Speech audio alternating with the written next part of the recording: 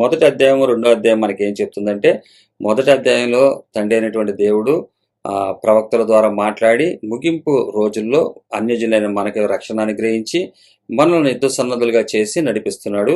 కాబట్టి ఇటువంటి దేవుడు ఇచ్చినటువంటి గొప్ప రక్షణ భాగ్యాన్ని మనం నిర్లక్ష్యం చేయొద్దు. ఎందుకంటే దేవదూతలకు కూడా ఇవ్వలేనటువంటి భాగ్యాన్ని మనకి ఇస్తున్నాడు.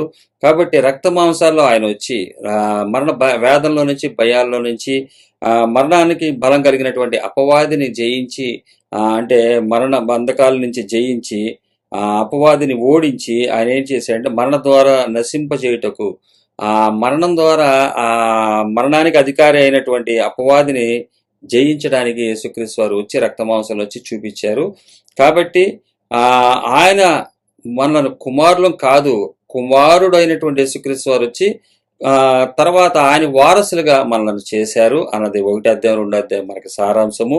ఇంత గొప్ప రక్షణ భాగ్యాన్ని మనం నిర్లక్ష్యం చేస్తే, ఇంత గొప్ప స్వాస్థ్యాన్ని మనం పోగొట్టుకుంటే ఇంకా కాపాడేవాడు కూడా ఉండదు, దిక్కు దివాణం లేకుండా పోతాం అన్నది ఇక్కడ చెప్తుంది ఒక మాటలో చెప్పాలంటే. ఎందుకంటే ఇంత రక్షణ ఇచ్చి ఇంత గొప్పతనం చేసి 1, 2 అధ్యాయాలు చదివితే మీకు అంత ఇదిగా విన్నట్లయితే, విని చదివినా కూడా మీకు అంత ఇదిగా అర్థమవుతుంది అది.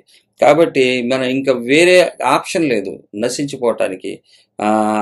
వినకపోతే నశించిపోతారు అనేది తెలియపరుస్తుంది.